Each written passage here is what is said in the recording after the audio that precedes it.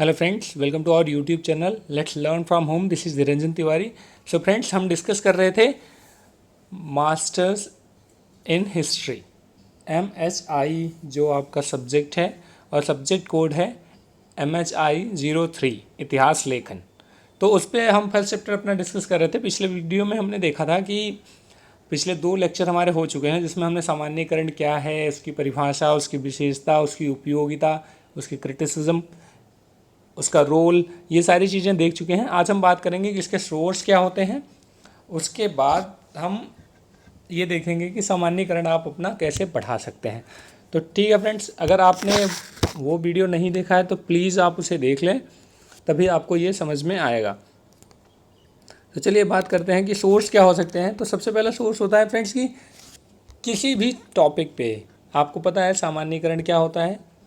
तो सामान्यीकरण करने के लिए आपके पास सोर्स क्या क्या हो सकते हैं। तो सबसे पहला सोर्स तो यही हो सकता है कि अगर उस पर्टिकुलर सब्जेक्ट पे पुराना कोई आर्टिकल हो, कोई लेखन हो, वो एक बेस्ट सोर्स हो जाता है। जैसे अगर आपको ब्रिटिश इंडिया के बारे में अभी लिखना है कुछ या समझना है, तो वो पुराने जो लेख हैं, बहुत सारे राइटर्स ने कुछ न कुछ लिखा हुआ है, तो आप उनको एक सोर्स के रूप में उठा सकते हैं। दूसरा, एक अन्य मुख्य स्रोत होता है विभिन्न समाज विज्ञान के विषय। जैसे कि किसी का व्यवहार कैसा था, वो समाज कैसा रहता था, उसकी परंपरा क्या थी, परिवार की भूमिका क्या थी, ये सारी चीज़ें, जाति दृष्टिकोण क्या था, धार्मिक दृष्टिकोण क्या था, ये भी आपका सामान्यीकरण का एक सोर्स हो सकता है। आप अपने तथ्यों को उसके अकॉर्डिंग बांट सकते हैं। कि जैसे अगर आपको पता होगा आपके पास ढेर सारे तथ्य हैं, आपको पता नहीं कि इनका सामान्यीकरण कैसे करना है, मतलब ग्रुपिंग कैसे करनी है, तो आप देख लीजिए कि उस समय का समाज कैसा रहा होगा, जाति कैसी होगी, धार्मिक जो दृष्टिकोण था वो कैसा रहा होगा, तो आप उसके अकॉर्डिंग क्लासिफाई कर सकते हैं। ये सारी चीज़ें उसी में हैं। उसके बाद थर्ड कहता है इतिहास, समाज, सांस्कृतिक और राजनीति से संबंधित मार्क्स, वेबर, फ्रायड के सिद्धांत। जो क्लासिकल थिंकिंग थी, चाहे वो मार्क्स के हों, बेवर के हों, फ्रायड के हों, ये सारी जो थिंकिंग थी वो भी, या उनकी जो आइडियोलॉजी थी वो भी एक सोर्स का काम करती है। आप उनको पढ़ने के बाद आप ये समझ सकते हो कि हाँ, मुझे कैसे अपने तथ्यों को सामान्यीकरण करना है, कैसे उनकी ग्रुपिंग करना है, क्लासिफाई करना है, तो वो भी आपको एक सोर्स उपलब्ध कराता है। फोर्थ है इतिहासकार वर्तमान के अध्ययन से भी सामान्यीकरण प्राप्त करते हैं। वर्तमान के अध्ययन से भी आप सामान्यीकरण कर सकते हैं। जैसे दलितों का उत्थान, या दलितों ने अपने लिए क्या क्या आंदोलन किए, अभी उनके साथ क्या भेदभाव किया जा रहा है, इसके आधार पर भी आप तथ्यों का सामान्यीकरण कर सकते हैं। आप चीज़ों को अलग अलग पार्ट में या अलग अलग ग्रुप में रख सकते हैं। कई सामान्यीकरण जीवन से भी प्राप्त होते हैं। जैसे सहज बुद्धि एक सिंपल सा स्रोत है।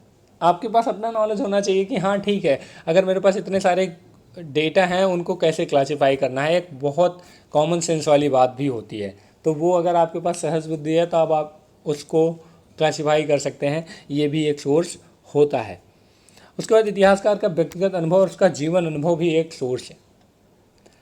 व्यक्तिगत अनुभव, आपने क्या अपनी लाइफ में अनुभव किया है, आपकी क्या थिंकिंग है, आप क्या मानते हो, आपने क्या देखा है, आपने भेदभाव देखा है, आपने धार्मिक भेदभाव देखा है, आपने जातिगत भेदभाव देखा है, आपने लिंग आधारित भेदभाव देखा है, तो ये सारी आपकी जो व्यक्तिगत अनुभव हैं, ये भी एक सोर्स का काम करती हैं कि आपको तथ्यों को किस आधार पर रखना चाहिए या क्या क्या वर्गीकरण किया जा सकता है। हम सक्रिय राजनीतिक जानकारियाँ एकत्र करने से अर्थात स्रोतों के वैज्ञानिक विश्लेषण से भी सामान्यीकरण कर सकते हैं। हालांकि यह सामान्यीकरण करने में उतनी मदद नहीं करती जितना सामान्यीकरण, तो इसको जानने की ज़रूरत नहीं है, इसको थोड़ा सा आप आगे देख लेंगे। इसलिए सामान्यीकरण पैदा करने का कौशल तब प्राप्त होता है जब हमारा दिमाग सक्रिय होता है। हम सीखी हुई बात को करते हुए उसे सुधारते जाने, जैसे बच्चे करते हैं। बच्चे बहुत ही बेवकूफ़ी भरे सवाल भी अक्सर इसलिए पूछते हैं कि वह बातों से संबंध कायम कर सके। तो सामान्यीकरण सिंपल सा यही होता है कि आपको लॉजिक निकालना है, आपको ऐसे सिली क्वेश्चंस करने हैं कि उनका लॉजिक समझ में आए। खुद से कीजिए। अगर आप तथ्यों को सामान्यीकरण कर रहे हैं तो तथ्य देखने के बाद आप खुद से, वो कहते हैं ना कि जो पागल होते हैं अक्सर वो साइंटिस्ट बनते हैं, क्योंकि वो हर चीज़ के पीछे लॉजिक ढूंढने की कोशिश करते हैं, चाहे वो सिली पॉइंट ही क्यों ना हो।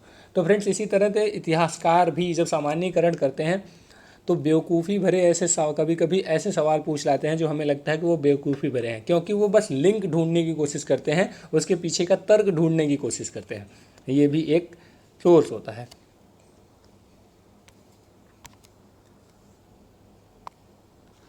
उसके बाद सामान्यीकरण करने की अपनी क्षमता को हम कैसे सुधार सकते हैं। तो सामान्यीकरण की अपनी क्षमता को हम कैसे सुधार सकते हैं, इसको हम देखेंगे।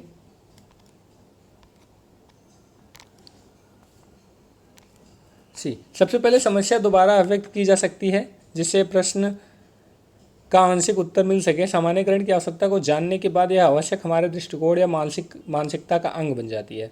अब देखिए कैसे आप अपने दृष्टिकोण को बढ़ा सकते हैं, कैसे वो कर सकते हैं। सबसे पहले हमें विचारों को निभाने की क्षमता को अर्जित करना और सुधारना आना चाहिए, क्योंकि सभी सामान्यीकरण विचारों के रूप में समझे जाते हैं। हमें विचारों को निभाना सीखना चाहिए, भले ही शुरुआत में हम ऐसा पर्याप्त ढंग से न कर पाएँ। अपने प्रश्न का बजाय केवल वर्णन करने के हमें निरंतर उसका प्रत्यक्षीकरण करना चाहिए। वर्णन करते समय भी हमें अपने विषय को भले ही छोटे से छोटे स्तर पर क्यों न हो सामान्य के चित्र के रूप में लेना चाहिए। सामान्य के चित्रण के रूप में लेना चाहिए। मतलब कि आप अपने विचारों को, आपकी जो आइडियोलॉजी है, आपने जो भी चीज़ें देखी उनको आप क्लासिफाई करने की कोशिश करो। अलग अलग क्षेत्र में अपने विवेक को, अपने थिंकिंग को बढ़ाने की कोशिश की जानी चाहिए। दूसरा है, हमें तार्किक सिद्धांत का प्रयोग करना आना चाहिए। तार्किकता बहुत ज़रूरी है। तार्किकता मतलब वही कि ऐसा हुआ तो क्यों हुआ, अगर नहीं होता तो क्या होता, ऐसा हुआ होगा, ऐसा हुआ था तो इसके पीछे क्या लॉजिक रहा होगा। तो तर्क वितर्क करना खुद से आना चाहिए। तार्किकता बहुत ज़रूरी है। उदाहरण के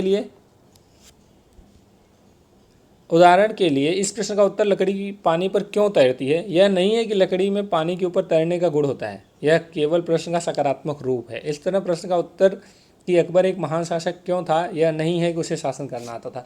तो आपको तर्क करना पड़ेगा, तर्क वितर्क करना आना चाहिए और तार्किक शक्ति आपकी बहुत अच्छी होनी चाहिए। तो उससे आपका सामान्यीकरण बहुत आसान हो जाएगा।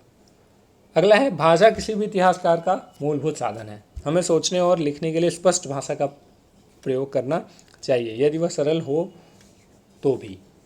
इट मीन्स कि लैंग्वेज, आपने सामान्यीकरण कर दिया, आपने बहुत अच्छे से किया, लेकिन आपकी भाषा ऐसी थी कि सामने वाले को समझ में ही नहीं आई। आपने टिपिकल भाषा में कोडिंग कर दी या अपने ही तथ्यों को समझाने में आप उलझ गए। तो भाषा बहुत महत्वपूर्ण पहलू होता है किसी चीज़ को समझाने या समझने के लिए। तो वो आपके पास उसका हथियार अच्छा होना चाहिए। उसके बाद नेक्स्ट है, जिन बातों की इतिहासकार चर्चा करते हैं हमें व्यवस्थित तरीके से उसका अध्ययन और परीक्षण करना चाहिए।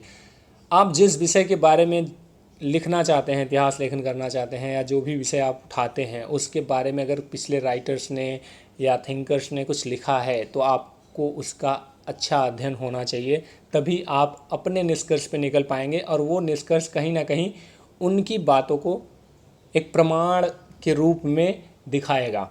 तो वो आपके पास नॉलेज होनी चाहिए। उसके बाद है, धारणाओं और सामान्यीकरण का परिमार्जन करना एक सतत प्रक्रिया है। अतः मित्रों, सहकर्मियों और अध्यापकों से इस बात पर या इसके इर्द गिर्द चर्चा करना बहुत आवश्यक है।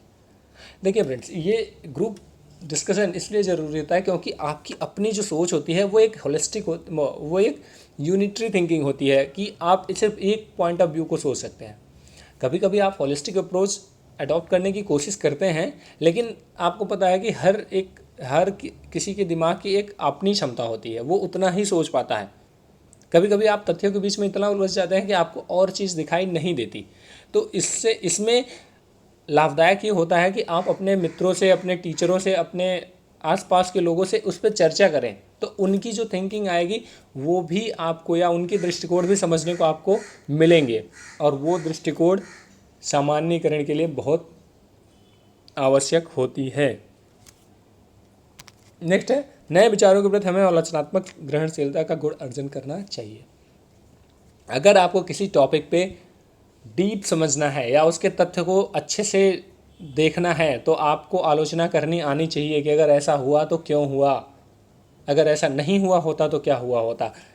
आलोचनात्मक दृष्टिकोण जब भी आप बनाएंगे तो हमेशा उसका सकारात्मक पहलू आपको देखने को मिलेगा या उसके डीप में आप जाएंगे। तो यही वो बताने की कोशिश किया जा रहा है कि आलोचनात्मक ग्रहणशीलता आपके अंदर होनी चाहिए। और दूसरी इसका एक और पहलू है कि अगर आप कोई तथ्य या कुछ कर रहे हैं, अगर कोई उस पर कमियां बता रहा है तो आपको वो पता होना चाहिए। आप उसे सहर्ष स्वीकार कीजिए कि हाँ, ये कमियां हमारी थी और उसे दूर करना है। क्रिटिसिज्म हमेशा, आलोचना का हमेशा स्वागत करना चाहिए। परीक्षण कीजिए, उस पर बहस कीजिए, चर्चा कीजिए, वो सारी चीज़ें, वही तभी आपका जो मूल रूप है वो निखर के सामने आएगा। उसके बाद इसी तरह से हमें अध्ययन के अपने क्षेत्र के पिछले सामान्यीकरण की जानकारी होनी चाहिए। आप जिस टॉपिक पे डिस्कशन करना चाहते हैं, जिस टॉपिक पे सामान्यीकरण करना चाहते हैं, उस पर अगर पहले भी सामान्यीकरण हुआ है तो उसके बारे में आपको पता होना चाहिए। ऐसा ना हो कि आपने पूरा वही रिपीट कर दिया या आप पूरी तरह से उसे काउंटर कर गए और आपके पास उसके लिए कोई ठोस प्रमाण भी नहीं था। तो उसके बारे में आपको पता होना चाहिए। अगर आप सुधार कर रहे हैं, आप उसके बारे में देख रहे हैं, तो एक बहुत बड़ा प्रमाण होना चाहिए। तो ये इसमें वही बात कही गई है, आप पढ़ सकते हैं अगर आपको पढ़ना है तो। उसके बाद तुलनात्मक इतिहास, सामाजिक विज्ञान, प्रकृति और भौतिक विज्ञान सामान्यीकरण के संपन्न स्रोत हैं। इनसे भी आप सुझाव ले सकते हैं, इनसे सुराग मिल सकता है, देखना भी चाहिए। आप उनके आंदोलन को देखिए, आप तमाम चीज़ों को देख सकते हैं, तो वो चीज़ें आपको वहाँ मिल जाएंगी। उसके बाद लास्ट है, हमें वर्तमान के बारे में बेहतर जानकारियाँ प्राप्त करनी चाहिए। हमें वर्तमान की अच्छी तरह से खोज खबर लेते रहना चाहिए। इसका मतलब वही है कि अगर आपको प्रेजेंट पता है तभी आप अपने पास्ट को बेहतर ढंग से समझ सकते हैं। तो ये चीज़ें हैं सिंपल सी, आपको उसका पता होना चाहिए। ये पूरे उसमें वही बताया गया कि हमें मनुष्य की जटिलताओं को साथ भी देखना चाहिए, क्षमता विकसित करनी चाहिए वगैरह वगैरह। यहाँ पे लिखा हुआ है, एक बार इसको मैं रीड कर देता हूँ। मैं इस पक्ष पर निष्कर्ष यह कहते हुए निकालता हूँ कि जीवन को समझने की बेहतर दक्षता अपने बेहतर इतिहास रचती है और बेहतर इतिहास जीवन बनाता है। जीवन में किसी की स्थिति निश्चित ही उसके इतिहास के चक्र की समझ और सामान्यीकरण करने की क्षमता पर असर डालती है। उदाहरण के लिए, क्या कोई परिवर्तन के पक्ष में है या यथास्थिति के, और यदि वह परिवर्तन का आकांक्षी है तो किस तरह के परिवर्तन का। उदाहरण के लिए, क्या वह जाति व्यवस्था में विश्वास करता है या पुरुषों की श्रेष्ठता पर। इसका मतलब यह नहीं कि किसी व्यक्ति का जीवन उसके इतिहास लेखन को निर्धारित करेगा, लेकिन उसके प्रभाव की प्रकृति इस बात से निर्धारित होगी कि वह उस मुद्दे के प्रति कितना जागरूक है। इट मीन्स कि आपकी जो थिंकिंग है, आपकी जो विचारधारा है, वो आपके इतिहास लेखन पे प्रभाव डालती है, आपकी थिंकिंग की प्रभाव डालती है, तो आपके सामान्यीकरण पे उस चीज़ का असर दिखाई देगा। इसीलिए मैं बार बार कहता हूँ कि इतिहासकारों ने जो इतिहास हमारे लिए लिखा, आप इसमें देखेंगे राष्ट्रवादी इतिहासकार भी मिलेंगे, सांप्रदायिक इतिहासकार भी मिलेंगे, उपनिवेशिक इतिहासकार भी मिलेंगे इसी बुक में। तो आप देखिए कि वो सारे इतिहासकार डिफ़र इसलिए हो गए हैं क्योंकि कहीं ना कहीं उनके इतिहास लेखन पे उनकी व्यक्तिगत विचारधारा भी हावी हुई है। तो अगर आप इतिहास लेखन में जाना चाहते हैं या सामान्यीकरण करना चाहते हैं तो आपकी व्यक्तिगत विचारधारा कभी भी हावी नहीं होनी चाहिए, वो तथ्यों के ऊपर ही होनी चाहिए। तो आप सारांश देख लीजिए। इस इकाई में हमने सामान्यीकरण के विभिन्न पहलुओं को जानने का प्रयत्न किया। हमारी समझ यह बनी कि सामान्यीकरण ऐतिहासिक क्रम का बहुत महत्वपूर्ण अंग है। भले ही सामान्यीकरण पर कई आपत्तियां हैं, लेकिन सामान्य शब्द या अवधारणा के बिना लेखन संभव नहीं है। यह सामान्यीकरण पुरानी रचनाओं से निकलते हैं और वर्तमान रचनाओं के लिए आरंभिक बिंदुओं की तरह काम आते हैं। जैसे जैसे काम बढ़ता है, यह सामान्यीकरण की तरह बदल सकते हैं। फिर भी अनेक स्थिति में इतिहासकार को सामान्यीकरण करने पड़ते हैं, और जो उनके तथ्यों और स्रोत सामग्री को समझने के आधार तैयार करते हैं। फ्रेंड्स, यहाँ से यहाँ तक ये परफेक्ट कंक्लूज़न है आपके सामान्यीकरण के किसी भी क्वेश्चन के लिए। अगर एग्ज़ाम में सामान्यीकरण पर प्रश्न बनता है तो आप प्रश्न कोई भी हो, आपका उसका उत्तर कोई भी हो, पर कंक्लूज़न अगर आप यही रखेंगे तो वेल एंड गुड है, क्योंकि इससे बेस्ट कंक्लूज़न नहीं हो सकता। तो ओके फ्रेंड्स, आई होप कि आपको ये पसंद आया होगा। नेक्स्ट मिलते हैं नेक्स्ट क्लास में। Thank you so much.